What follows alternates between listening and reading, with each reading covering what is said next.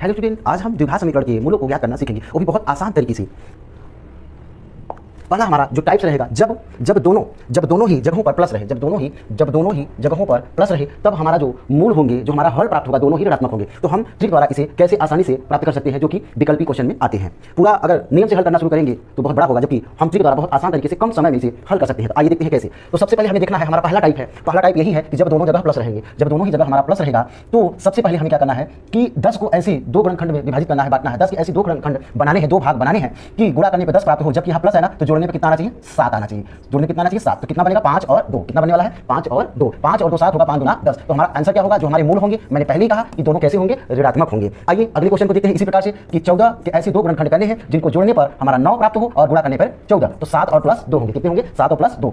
तो 7 और 9 और 7 गुना 14। तो इस प्रकार हमारा जो मूल होगा, हल होंगे, दोनों ही कैसे होंगे? ऋणात्मक होंगे। -7 -2। अगला हम बढ़ते हैं।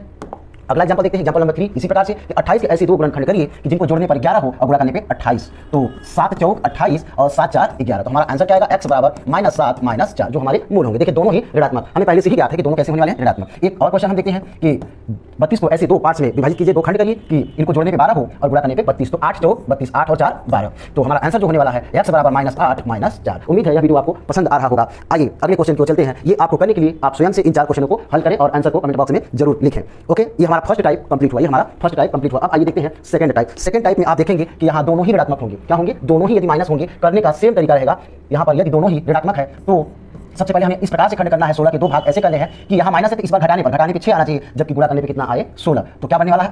8 -2। 8 में से 2 जाएगा तो 6 आएगा, वो 8 गुना 16। गुणा करने पे 16 और घटाने पर जो है कि हमारा 6 प्राप्त होने वाला है। ओके, तो इसका आंसर कैसे होने वाला है? जो बड़ी संख्या रहेगी वह प्लस आएगी और जो छोटी रहेगी वह माइनस आएगी। जो एक बार फिर से, जो बड़ी संख्या होगी वह धनात्मक होगी, जबकि छोटी वाली संख्या कैसी आएगी? ऋणात्मक आएगी। अगला क्वेश्चन आइए देखते हैं एक बार फिर से। ऐसे ये भी है कि 14 के ऐसे दो खंड करिए कि गुणा करने पे 14 हो, जबकि घटाने पर जो है कि 5 आए। तो 7 -2। तो 7 गुना 14, 7 में से 2 गया 5। तो अभी भी बताया मैंने कि जो बड़ी संख्या होगी वह धनात्मक होगी, जबकि छोटी वाली संख्या क्या होगी? ऋणात्मक होगी। आइए नेक्स्ट क्वेश्चन, नेक्स्ट एग्जांपल को देखते हैं। एग्जांपल नंबर 3 को देखते हैं इसी प्रकार से कि ये हमारा दूसरा टाइप चल रहा है कि 30 को ऐसे दो भागों में, ऐसे दो खंड में विभाजित करते हैं कि घटाने पर 7 आए, जबकि गुणा करने पर 30। तो 10 दहा में 30 और 10 में से 3 जाएगा तो 7। हमारा आंसर किस प्रकार आएगा कि x बराबर 10 और जो है कि ये कितना होगा? -3। मैंने कहा है, बताया आपको कि बड़ी संख्या प्लस होगी और छोटी संख्या माइनस। कब? जब दोनों जगह ऋण संख्या होगी, ऋणात्मक होंगे। अब इसी प्रकार इसको भी हम हल करेंगे। नेक्स्ट वाले को 20 को ऐसे दो भागों में बांटें जो है कि घटाने पर 8, यहाँ माइनस है तो घटाने पर, माइनस है तो घटाने पर, और प्लस रहता तो जोड़ने पर।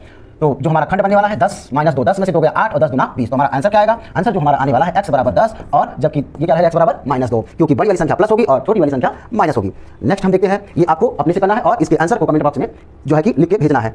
आइए अब देखते हैं थर्ड टाइप, तीसरे टाइप की ओर हम बढ़ते हैं। अगर हमारा यहाँ पर ऋण संख्या हो और बाद में प्लस, अगर पहले माइनस और बाद में प्लस हो, तो हमारा दोनों ही आंसर, जो दोनों ही हमारा आंसर होगा वो दोनों ही धनात्मक होंगे। दोनों कैसे होंगे? धनात्मक। अब यहाँ पे प्लस है तो हम प्लस के लिए खंड करेंगे। 8 को ऐसे दो भागों में बांटते हैं कि जिनका गुणा करने पर 8 आए और जोड़ने पर प्लस है तो जोड़ने पे कितना आना चाहिए? 6। तो 4 और 2, 4 2 6 और 4 गुना 8। मैंने पहले कहा कि दोनों आपके जो आंसर आएंगे, दोनों आंसर आपके धनात्मक आएंगे। क्यों? क्योंकि अगर पहले माइनस और बाद में प्लस है तो दोनों आंसर आपके कैसे आएंगे? धनात्मक आएंगे, प्लस आएंगे।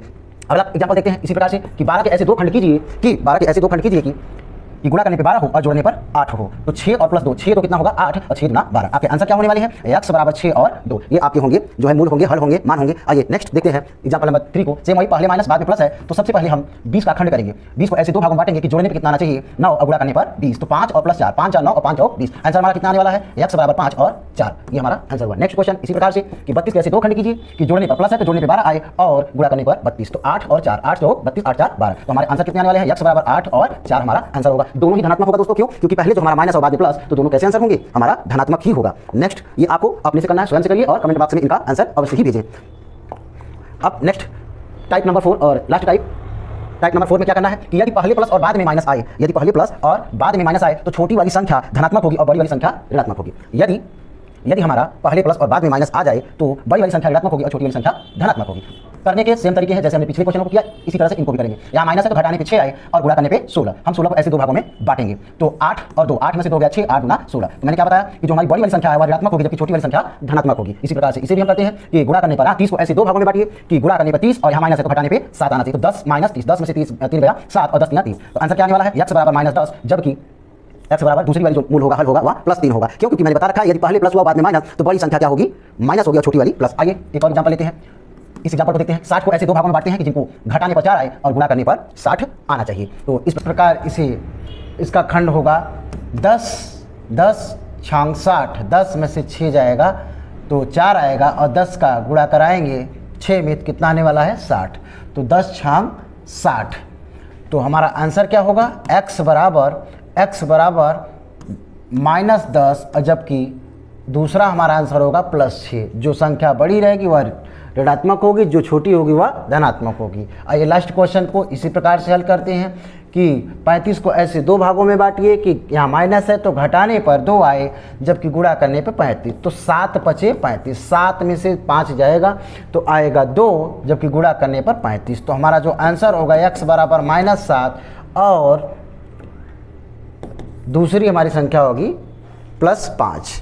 अब आइए देखते हैं नेक्स्ट, ये आपके लिए अपने से करना है, डू योर सेल्फ, और कमेंट बॉक्स में ज़रूर इनका आंसर लिखिए। उम्मीद है दोस्तों आप लोगों को यह वीडियो बहुत पसंद आया होगा और सीखने को बहुत अच्छी जानकारी आपको प्राप्त होगी कि द्विघात समीकरण को किस प्रकार से हम बहुत आसानी से हल कर सकते हैं, कम समय में ज़्यादा काम कर सकते हैं और बेहतरीन तरीके से इसको हल कर सकते हैं।